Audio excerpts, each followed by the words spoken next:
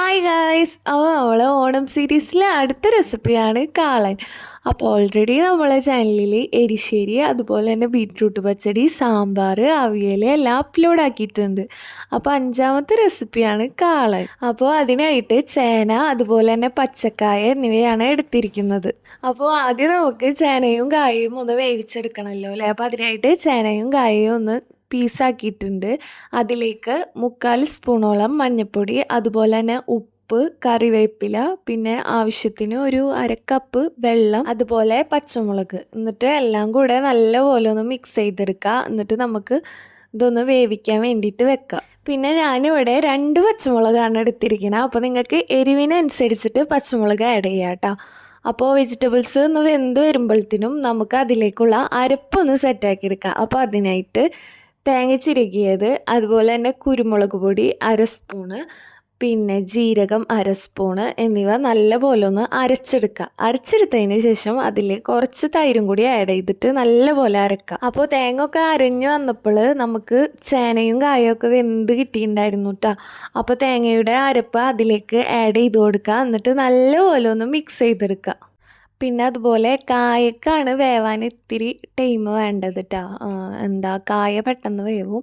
അപ്പോൾ കായ കട്ട് ചെയ്ത പോലെ തന്നെ സെയിം ഇതിൽ തന്നെ ചേനയും കട്ട് ചെയ്തെടുക്കുക. അപ്പോൾ നല്ലതുപോലെ മിക്സ് ചെയ്തെടുക്കുക കേട്ടോ. അപ്പോൾ മിക്സ് ചെയ്തെടുത്തതിന് ശേഷം നമുക്ക് മഞ്ഞ കളറൊക്കെ ഒന്ന് സെറ്റായി വന്നിട്ടുണ്ട്.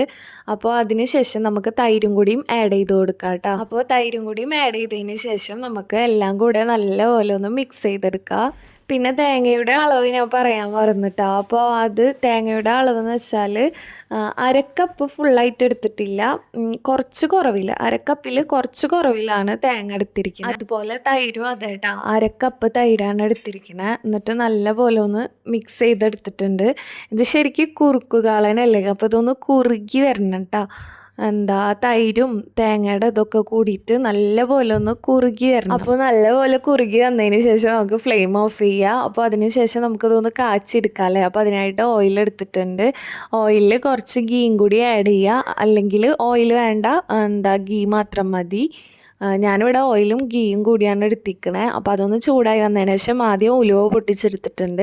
അതിനുശേഷം കടുകും ഉണക്കമുളകും കറിവേപ്പിലയും കൂടി പൊട്ടിച്ച്, പിന്നെ അതുപോലെ ഉലുവാപ്പൊടി അരപ്പിൽ ചേർക്കണത് നല്ലതാട്ടോ. എൻ്റെ കയ്യിൽ ഉലുവാപ്പൊടി ഉണ്ടായിരുന്നില്ല, അതുകൊണ്ടാണ് ഞാൻ കാച്ചുന്ന ടൈമിൽ കുറച്ച് ഉലുവ ആഡ് ചെയ്യുന്നത്. അപ്പോൾ കാച്ചി എടുത്ത കടുകും ഉണക്കമുളകും ഒക്കെ നമുക്ക് കാളനിക്ക് ചേർത്ത് കൊടുക്കാം. അപ്പോൾ നമ്മുടെ കാളൻ ഇവിടെ സെറ്റായിട്ടുണ്ട്.